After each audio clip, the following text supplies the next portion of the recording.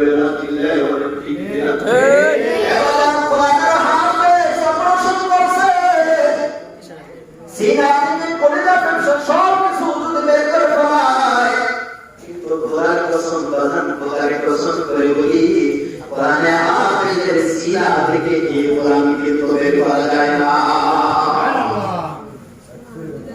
আমাদের একটা অনুরোধ আল্লাহ রাব্বুল আলামিন আমাদেরকে দান করেছেন এই দৌলতের অধিকারী যারা হতে পেরেছে আল্লাহ নবী সাল্লাল্লাহু আলাইহি ওয়াসাল্লাম তাদের সম্পর্কে অনেক সুসংবাদের বাণী শোনাইছেন আল্লাহ নবী সাল্লাল্লাহু আলাইহি ওয়াসাল্লাম বলেন ফামান খরাজা ফি তালাবিল ইলমি ফাহুয়া ফি সাবিলিল্লাহ আল্লাহ নবী বলেন ও আমার পুত্ররা ভালো করে শোনাও যখন কোন ছোট বাচ্চা যখন কোন মানুষ যদি সে ইলমের একটা অধ্যায় শিক্ষা করার জন্য কোরআনের একটা আয়াত শিক্ষা করার জন্য যদি সে ঘর থেকে বের হয় আল্লাহ নবী বিশ্বনবী বলেন ফি সাবিলিল্লাহ ওই মানুষটা যেন আল্লাহর রাস্তায় জিহাদ করার জন্য বের হয়ে গেল সুবহানাল্লাহ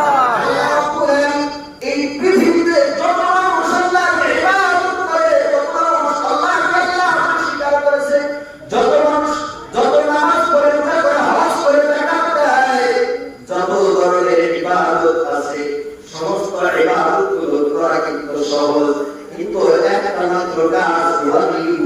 একটা মাত্র কাজ যেই কাজটা করা পৃথিবীতে অত্যন্ত কঠিন সেই কাজটা হলো আল জিহাদু ফি সাবিলিল্লাহ জিহাদটা প্রশ্ন কি বলে আমরা এখানে সারা রাত যদি নামাজ পড়ি কেউ কে আসলে কোন থেকে বাধা দিবে নামাজ পড়বে না ডাইরেক্ট গুলি করবে ফিরে আসছে তাদের গুলি করবে বাধা দেবে কেউ বাধা দিবে যাকাত দিব আমার সম্পদ যা আছে সব কিছু আমার কাছে দান করে দেব কেউ বাধা দিবে রোজা সারা বছর রাখবে কেউ বাধা দিবে কেউ বাধা দিবে না কিন্তু যদি জিহাদের ময়দানে যাই জিহাদের ময়দানে যাওয়ার প্রয়োজন শুধু নামাজ না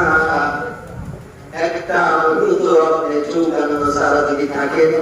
সাথে সাথে শত্রুদের গুলিতে আপনার মুখটা ঝাঁঝরা ঝাঁঝরা হয়ে যাবে হযরত আব্দুল্লাহ ইবনে উমর রাহমাতুল্লাহি আলাইহি তুরমুশের রায় করে যুদ্ধ করতেছেন যিনি সবচেয়ে বড় মুহাদ্দিস ছিলেন পৃথিবীতে আমরা এই হাদিসের কিতাবগুলো এখন পড়ি এই হাদিসের কিতাবগুলো পড়তে গেলে যতগুলো মুহাদ্দিস কে অধিকরণ করে এরপর নবী কি পর্যন্ত বসতে হয় তার মধ্যে সবচেয়ে ভালো এবং বড় মুহাদ্দিস ছিলেন আব্দুল্লাহ ইবনে মুবারক রাহমাতুল্লাহি আলাইহি তাবিঈদের মধ্যে সবচেয়ে বড় মুহাদ্দিস ছিলেন কাবা ঘরে অনেকবার নামাজ পড়ার সুযোগ করা হয়েছে এক বছর মাদ্রাসায় পড়াইতেন আমার জীবনটা কিভাবে পরিবর্তন করে গেছে এক বছর মাদ্রাসায় দাঁড়িয়ে তারবিয়াতের কাজ করতে আবার আরেক বছর রওনা করে যে শত্রুর মোকাবেলায় দিনকে বিজয় করার জন্য জিহাদ করতে গেলে বলি সুবহানাল্লাহ হযরত আব্দুল্লাহ ইবনে মুবারক রাহমাতুল্লাহি আলাইহি ওই সময় হযরত হুসাইন ইবনে ইয়াদ রাহমাতুল্লাহি আলাইহি যিনি চার তরিকার হুজুর হলেন বিয়েতে যে চারটা বড় বড় তরিকা আছে এই চার তরিকার সিলসিলার যেখানে দেয়া হযরত নবী সাল্লাল্লাহু আলাইহি ওয়াসাল্লাম পৌঁছতে হয় যেই জায়গায় দেয়া চার তরিকার সিলসিলা মেন যেই জায়গায় দেয়া পৌঁছেছে উনি এমন একজন ব্যক্তির নাম হলো হুসাইন ইবনে ইয়াদ রাহমাতুল্লাহি আলাইহি এই হুসাইন ইবনে ইয়াদ রাহমাতুল্লাহি আলাইহি উনি কাবা ঘরের পাশে থেকে কাবা ঘর চক্র লাগাইতেছে আর ইবাদত করতেছে হজের মৌসুমে এই মুহূর্তে কাবা ঘর এটা পৃথিবীর মধ্যে সবচেয়ে দামি জায়গা কিনা এবং হজের মৌসুমে ওই জায়গায় যে মানুষগুলো থাকে ওই মানুষগুলো সবচেয়ে দামি মানুষ কারণ তারা ইশক মহব্বত নিয়ে আল্লাহকে ডাকতে থাকে তারা সেখানে যে আল্লাহকে ডাকতে থাকে লব্বাইক আল্লাহুম্মা লব্বাইক এভাবে আল্লাহর দরবারে বারবার লব্বাইক লব্বাইক করতে থাকে বলতেছেন আব্দুল্লাহ ইবনে উমর রাহমাতুল্লাহি আলাইহি তুরুদু শেখ রহমান বলে যায় ফুযাইল ইবনে ইয়াদ রাহমাতুল্লাহি আলাইহি কাছে একটা চিঠি আছে চিঠিটা লিখছে এইভাবে ইয়া আমিরাল হারামাইন লাকাদ আরসালনা লাকাদ আলিমতা আন্নাকা বিল ইবাদাতি তালআবু হযরত আব্দুল্লাহ ইবনে উমর রাহমাতুল্লাহি আলাইহি তুরুদু শেখ রহমান को ফুযাইল ইবনে ইয়াদ কাছে চিঠি লিখলো ও ফুযাইল ইবনে ইয়াদ কাবা ঘর চক্কর লাগাইছো কাবা ঘর তওয়াফ করতেছো বড় ইবাদত করতেছো কিন্তু তোমরা যদি এই অবস্থায় এই অন্যায় করে অবস্থা দেখাও যদি জিহাদের ময়দানে অবস্থা দেখাও তাহলে তোমাদের মনে হইতো তোমরা ইবাদত করতেছো না ইবাদত নিয়ে কেমন যেন খেলা করতেছো তাহলে জিহাদের ময়দানটা সহজ না কঠিন কি বলেন সহজ না কঠিন কথা বুঝেন না কানে কম শোনেন কানে কম শোনেন না শুনতে শুনতে ধীরে ধীরে আসছে ধীরে ধীরে আগে বলতেছে আমার তো কষ্ট হয়ে গেছে আবার চেষ্টা করে আমার আগে থেকে এরপর যদি আপনারা যদি আমার কথা সারা না দিতে আল্লাহ বলেছেন মান খারাজা ফি সাবিলিল্লাহ মান খারাজা ফি তালাবিল ইলম ফাহুয়া ফি সাবিলিল্লাহ নবী বলেন যে ব্যক্তি ইলম শিখার জন্য ঘর থেকে বের হলো নবী বলেন সে যেন আল্লাহর রাস্তায় জিহাদ করার জন্য বের হয়েছে সুবহানাল্লাহ অন্য হাদিসে নবী বলেন কাররাতা মাহবুব ইনদাল্লাহি তাআলা দুইটি ঘোড়া আল্লাহ তাআলার কাছে অত্যন্ত দাম একটা ঘোড়া হলো শহীদরা আল্লাহর রাস্তায় জিহাদ করতে যায় যখন তাদের শরীর থেকে রক্ত বের হয়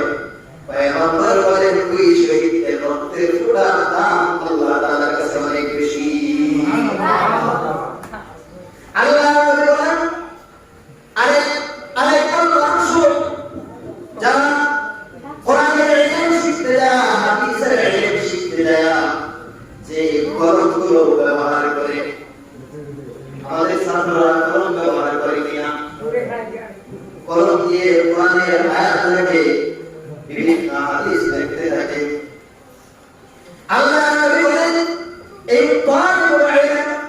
যে কলম দিয়ে লেখে কলমে যে কালিটা আছে এই কালিটার মর্যাদা আমার আল্লাহ তাআলার কাছে শহীদের রক্তের মর্যাদা বরাবর সুবহানাল্লাহ আল্লাহ সাল্লাল্লাহু আলাইহি ওয়াসাল্লাম বলেন শুনতে নয় যখন কোন তালিবুল ইলম শিক্ষা করার জন্য ঘর থেকে হয় আল্লাহ নবী বিশ্বনবী মুহাম্মদুর রাসূলুল্লাহ সাল্লাল্লাহু আলাইহি ওয়াসাল্লাম বলেন করে রে যখন তোমরা আমার কোন তালিবুল ইলম দেখে দেখো ছাত্রদেরকে দেখো তখন তোমরা তাকে সম্মান জানাইতে থাকো কারণ আল্লাহ নবী বলেন যখন তালিবুল ইলম ছোটটা বইয়া তখন ঘর থেকে মাদ্রাসার জামানা দিয়েছে যখন ছোটটা সিলেটা উঠাইয়ে যখন ঘর করে মাদ্রাসার জামানা দিয়েছে আমার নবী বিশ্বনবী মুহাম্মদুর রাসূলুল্লাহ সাল্লাল্লাহু আলাইহি ওয়াসাল্লাম সালাতুল মাসরুর নবিয়া বলেন তখন এই তালিবুল ইলমের জন্য কলেজের জীবিকা থেকে সমুদ্রে যত বছরাদি রয়েছে সমস্ত কিছু এই তালিবুল ইলমের জন্য দোয়া করতেছে সুবহানাল্লাহ শুধু তাই আল্লাহর নবী বিশ্বনবী মুহাম্মদুর রাসূলুল্লাহ সাল্লাল্লাহু আলাইহি ওয়াসাল্লাম বলেন ইন্নাল মালাইকাতা লাতাউনা বিল-আজনিহাতা রিদাল লিতালিবিল ইলম আল্লাহর নবী বিশ্বনবী মুহাম্মদুর রাসূলুল্লাহ সাল্লাল্লাহু আলাইহি ওয়াসাল্লাম বলেন উম্মতে যখন কোন তালিবুল ইলম যখন রাস্তা দিয়ে হেঁটে যায় ঘর থেকে বের হয়ে যখন কোন তালিবুল ইলম ওর ভিতরে কোনো বুঝ নাই, কিছুই বোঝে না, শুধুমাত্র মুখ দিয়ে আলিফ বা তা একটু উচ্চারণ করতে পারে, শুধুমাত্র সূরা ফাতিহা পড়তে পারে, এটার অর্থ বুঝে না, সূরা ইয়াসিন পড়তে পারে, এটার অর্থ বুঝে না। কিন্তু আল্লাহর নবী বলেন এতটুকু ছোট একটা বাচ্চা, এই ছোট বাচ্চাটার মর্যাদা আমার আল্লাহ রাব্বুল আলামিনের কাছে সারা পৃথিবীতে যত রাজা বাদশা রয়েছে সমস্ত রাজা বাদশাদের চেয়েও কোটি কোটি করে বেশি। সুবহানাল্লাহ। কেন? পৃথিবীতে যত রাজা বাদশা রয়েছে, আমেরিকার ডোনাল্ড ট্রাম্প যদি এখন দিয়ে যাওয়া যায়, দুনিয়ার মানুষ তাকে সিনেট দিতে পারে, কিন্তু রাজান কোন ফেরেশতা তাকে একটা সালাম দিবে এমন কোন গ্যারান্টি নাই, আছে নাকি? বরং ওই তো বেঈমান হওয়ার কারণে যে রাস্তা দেয়া যায় ওই রাস্তার ফেরেশতা গুলোর জন্য বদদুয়া করতে থাকে, নেককার মানুষগুলোর জন্য বদদুয়া করতে থাকে, পৃথিবীর সমস্ত পশু পাখিগুলো ওর জন্য বদদুয়া করতে থাকে, বলতে থাকে আল্লাহ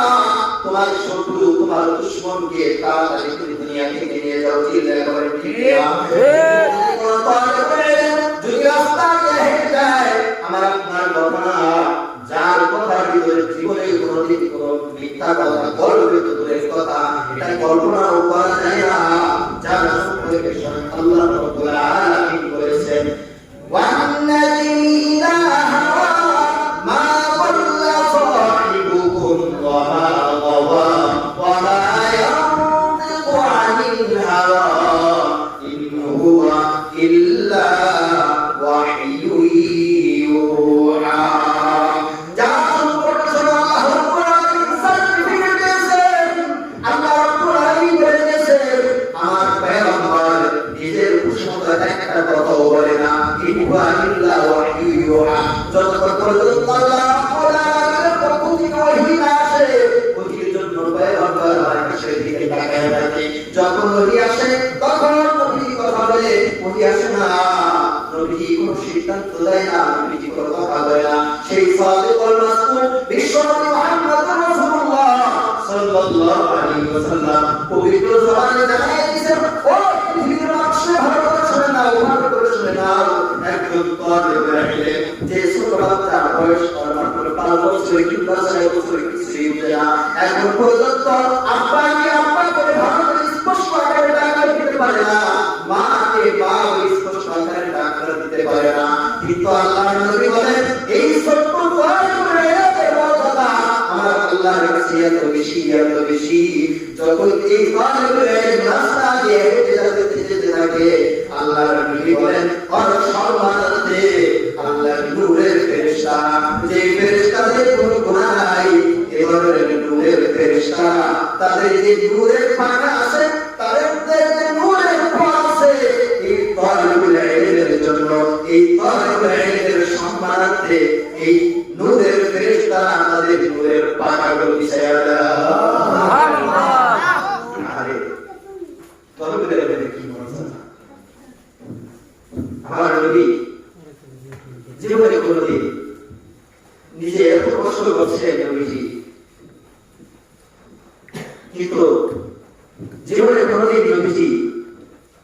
কখনো মানুষের কাছে নিজের জন্য একটা টাকার জন্য কখনো আমার নবী হাত পাতে নাই। কি বলেন? নিজের জন্য নিজের নবীজি কোনদিন বলছে যে আমি আমার পরিবারের কোনো খাবার দাবারের ব্যবস্থা নাই, কত টাকা দেবো? না, প্রমাণ করে দেখাতে পারবেন না। অথচ আল্লাহ আমার নবীকে বলেছিলেন নবীজি যদি আপনি চান নিজে দেখেন উহুদ পাহাড়টা, নবী যদি আপনি বলেন এই উহুদ পাহাড়টা পর্যন্ত আগে আল্লাহ সবে পরিণত করে দিতে, চিল্লায়ে বলেন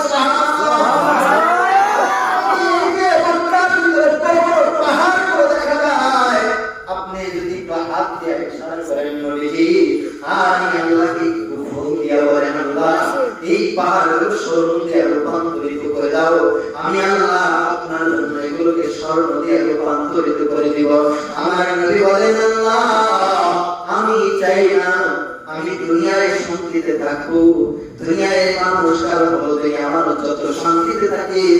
তত মানুষগুলো আল্লাহ তাআলাকে ভুলে যায়, ঠিক কিনা? আমি চাই আমি একদিন খাবো, একদিন খাওয়ার পর আমি আপনার সুখে আদায় করবো, আপনার কিছু করে আমল করবো, আবার একদিন না খেয়ে থাকবো, না খেয়ে ঠিক আমি ধৈর্য ধারণ করবো। এই ধৈর্য এবং শুকরের মাধ্যমে, সবর এবং শুকরের মাধ্যমে আমি আপনার নৈকট্য অর্জন করবো। বলতেছিলাম বিশ্বনবী মুহাম্মদুর রাসূলুল্লাহ সারাটা জীবন কষ্ট করেছেন, কিন্তু বাজার কখনো নিজের জন্য কখনো একটা টাকা কখনো চায় নাই। কিন্তু আল্লাহ নবীর মসজিদে নববীর বাজার কিছু ছাত্র ছিল, এই ছাত্রদের মধ্যে অন্যতম ছাত্র ছিল হযরত আবু হুরায়রা রাদিয়াল্লাহু তাআলা আনহু।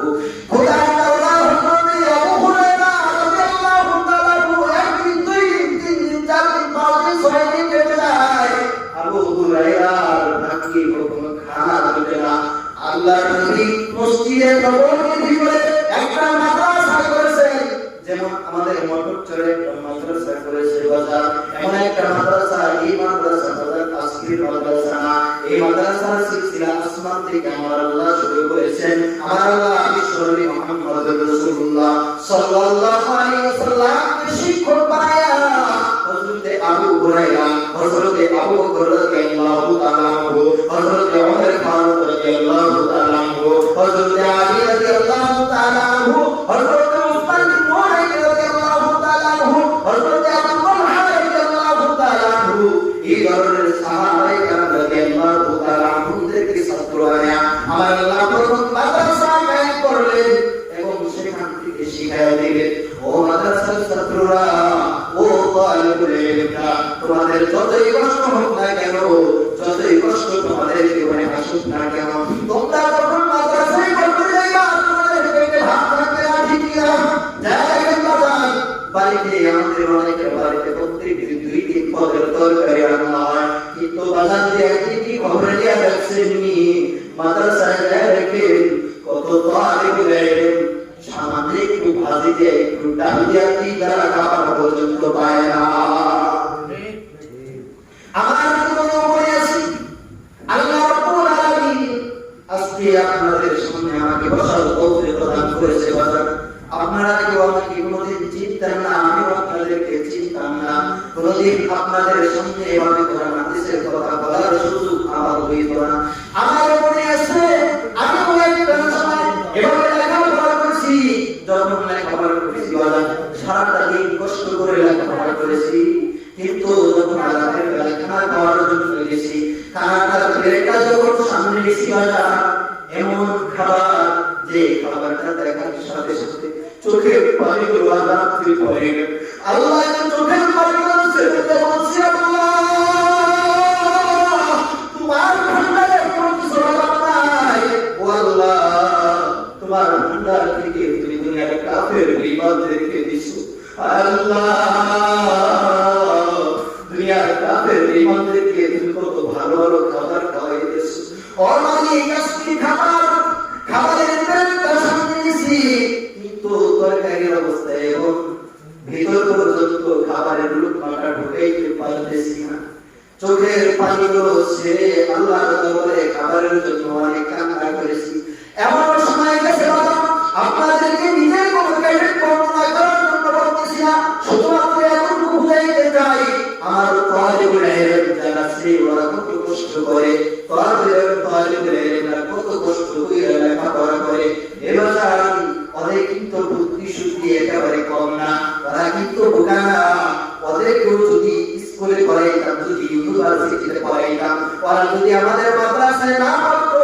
আল্লাহকে পছন্দ করে বলি, আল্লাহকে পছন্দ করে বলি, ওরা যে পরিমাণ মেহনত করে ওরা ওখানে লেখাপড়া করে, আল্লাহকে পছন্দ করে বলি, ওই পরিমাণ মেহনত করে যদি ওরা স্কুল কলেজ ইউনিভার্সিটিতে পড়তো, তাহলে ওরা আমাদের বাংলাদেশের ভিতরে যে ধরনের উকিল মুক্তার দেশটা রয়েছে